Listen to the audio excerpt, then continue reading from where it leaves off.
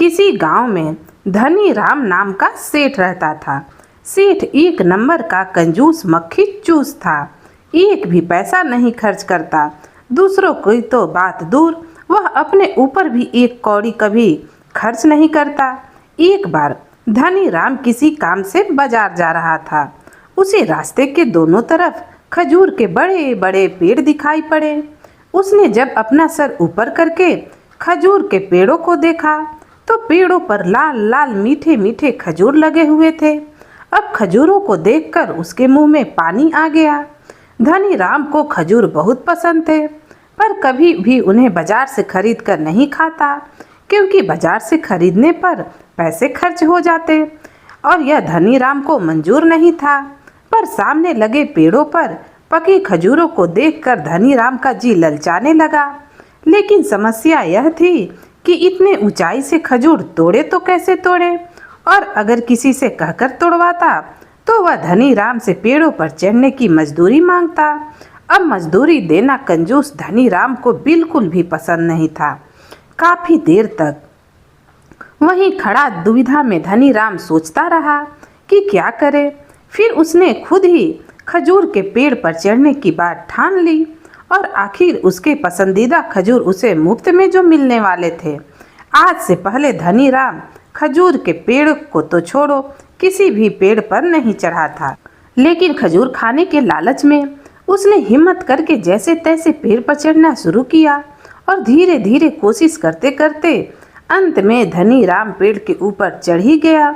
उसने खुश होकर अपने हाथ खजूर को तोड़ने के लिए बढ़ाया, लेकिन जैसे ही वह खजूर तोड़ने वाला था उसकी नज़र नीचे की तरफ पड़ गई और नीचे नज़र पड़ते ही डर के मारे उसके हाथ पैर कांपने लगे। उसे लगा जैसे धरती तो एकदम पाताल के नीचे चली गई है और वह ऊपर आसमान में इतनी ऊंचाई पर हवा में है। बस उसे खजूर के पतले से तने के सहारे झूल रहा है।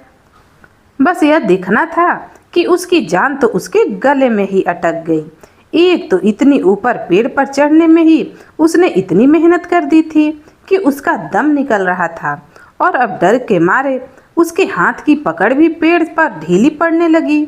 उसे लगने लगा कि अब गिरा कि तब गिरा, और जैसे वह अभी इस पेड़ से गिरकर मर ही गया।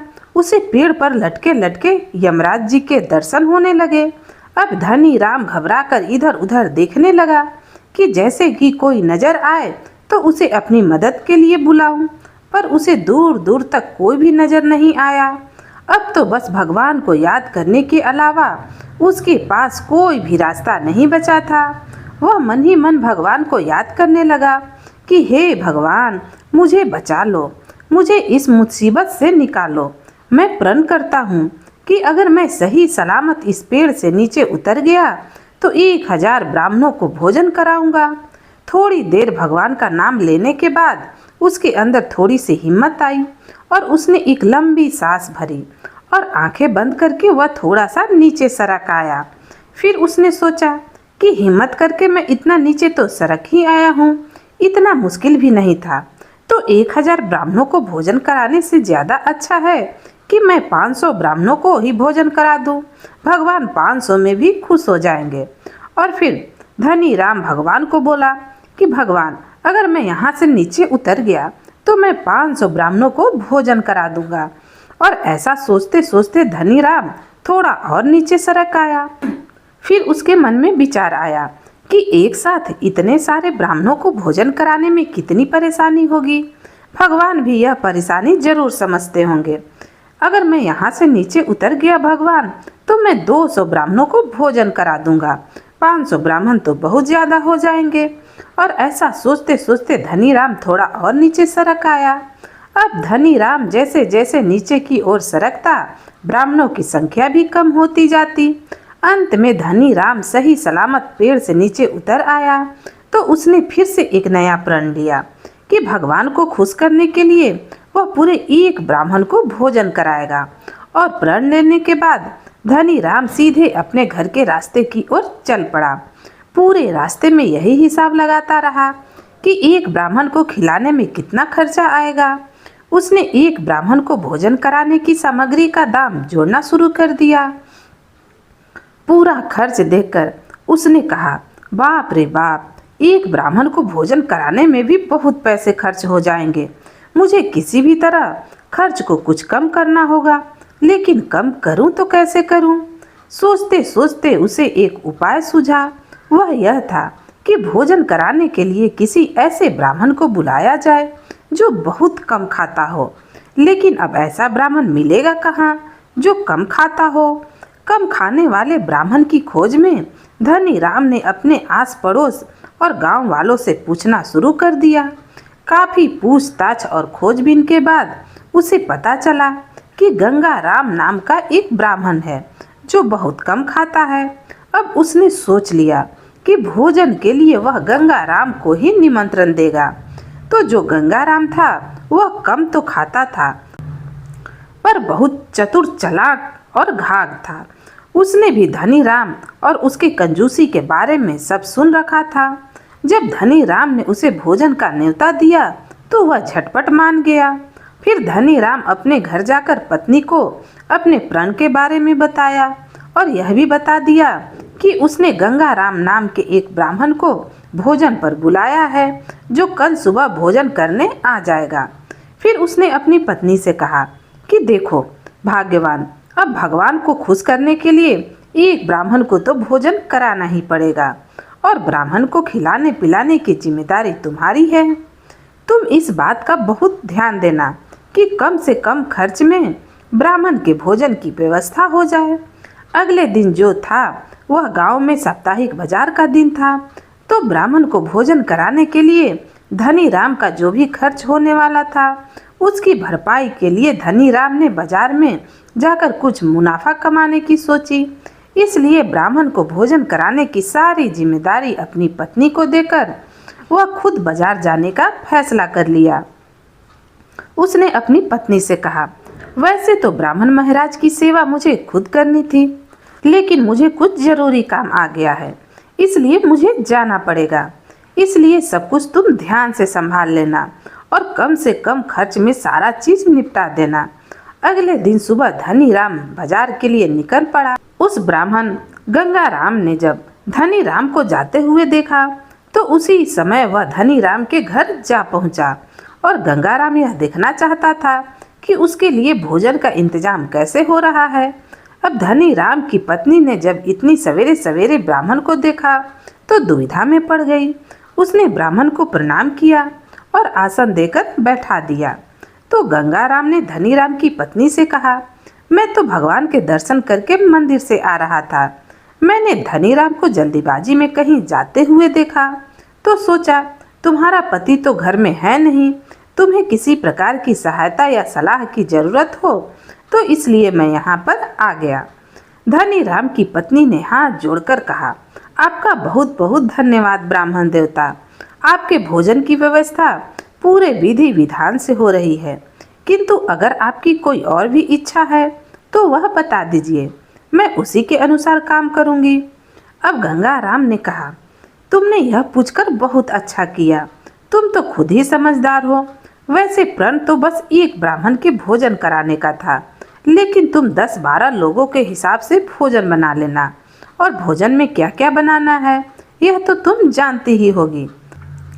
धनी राम की पत्नी ने उसे सारे भोजन का नाम बता दिया जो वह ब्राह्मण के लिए बनाने वाली थी। गंगा राम ब्राह्मण खुश होने का नाटक करते हुए कहने लगा, बहुत बढ़िया, तुम तो कुशल गृहिणी हो, तुमने तो सब चीज पहले से ही अच्छे से सोच लिया है। लेकिन सारे विघ्नों को दूर करने वाले विघ्न हर्ता श्री गणेश जी को खुश करने के लिए अगर 3 तरह के मोदक और मिठाइयाँ और रख दी जाए तो अति उत्तम होगा। देखो, जब भगवान को खुशी करना है तो सारे ही देवी देवताओं को क्यों न खुश किया जाए। धनी राम की पत्नी को भी यह बात सही लगी। उसने हाथ जोड़कर कहा, आप सत्य कह रहे हैं ब्राह्मण देवता, मैं ऐसा ही करूंगी। फिर गंगा राम अपने घर चला गया। दोपहर होते होते धनी राम की पत्नी ने सारा भोजन बनाकर तैयार कर लिया और थोड़ी ही देर में ब्राह्मण देवता भी भोजन करने आ गए। आते ही गंगा राम ने कहा, भोजन तो तैयार ही हो गया होगा, तो सबसे पहले हम घर के देवी देवता को संतुष्ट करेंगे। धनी राम की पत्नी ने एक दीपक जलाया और सारा भोजन उसके आगे परोस दिया।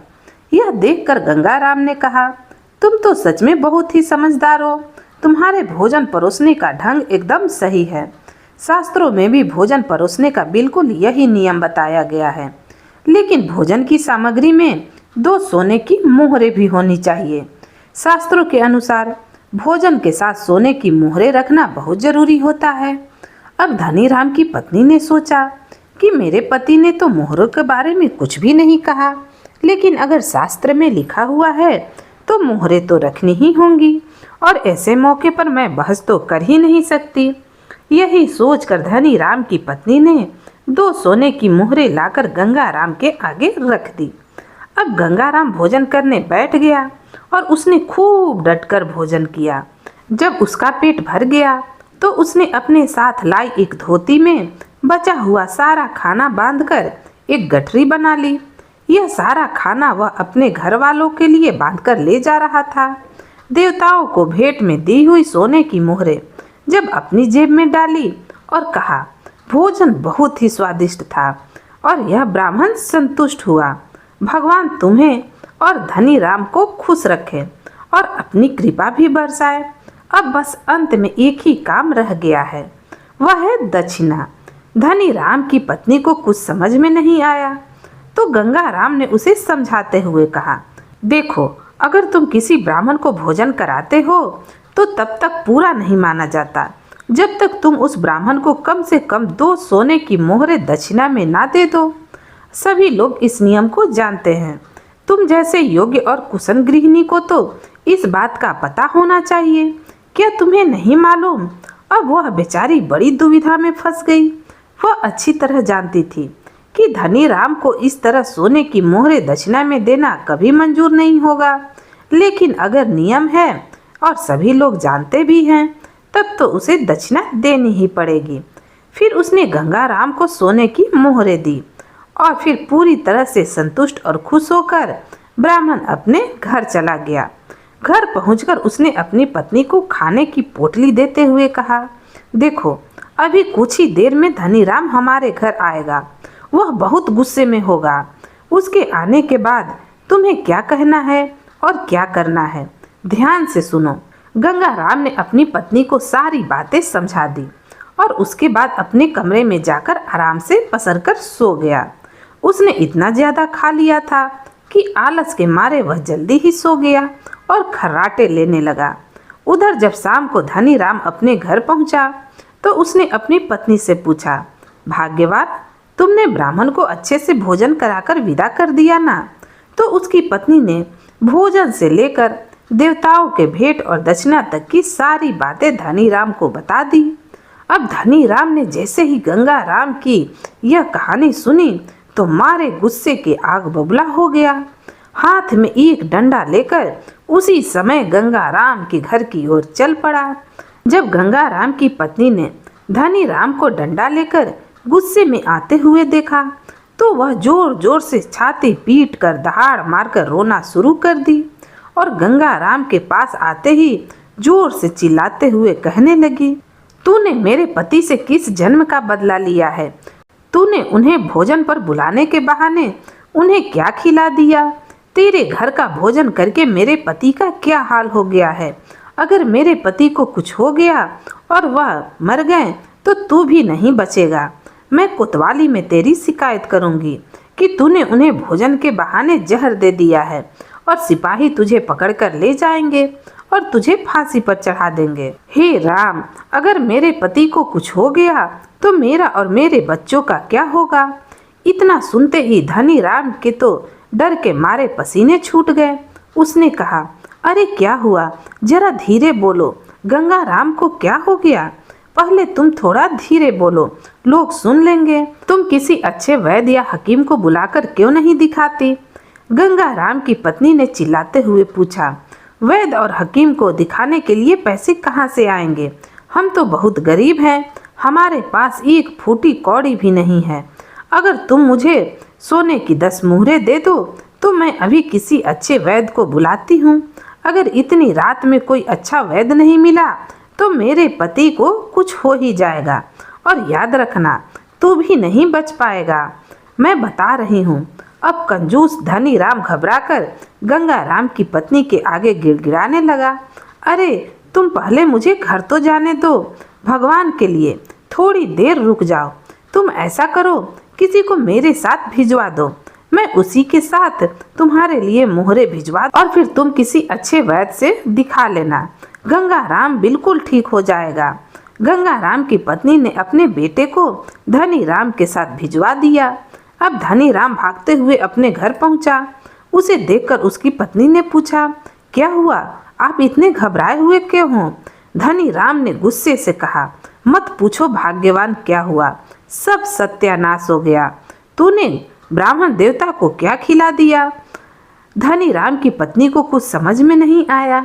धनी राम ने जल्दी से अपनी तिजोरी खोली और सोने की मोहरे निकालकर गंगा राम के बेटे को दे दिया और कहा, यह लो मोहरे, और जल्दी से जाकर अपनी माँ से कहना कि जल्दी से किसी अच्छे वैद्य को बुलाकर तुम्हारे पिता का इलाज कराए। गंगा राम का बेटा मोहरे लेकर चला गया और उसके जाते ही धनी राम को फिर से भगवान की याद आई और उसने हाथ जोड़कर कहा, हे भगवान, जल्दी से गंगा राम को ठीक करके मुझे बचा लो, मैं पूरे 1000 ब्राह्मणों को भोजन कराऊंगा। इस तरह से गंगा राम ने फिर से एक नया प्रण ले लिया। तो दोस्तों, यह थी कहानी कंजूस सेठ धनी राम की। ब्राह्मण ने उसे बहुत अच्छा सबक सिखाया। दोस्तों, आपको यह कहानी कैसी लगी? उम्मीद करती हूँ कि आपको यह कहानी बहुत अच्छी लगी होगी, और अगर आपको यह कहानी अच्छी लगी तो कमेंट में ज़रूर बताइएगा। और अगर आप मेरे चैनल पर नए हैं तो चैनल को सब्सक्राइब भी कर लीजिएगा, जिससे आपको ऐसी ही नई नई कहानियाँ सुनने को मिले।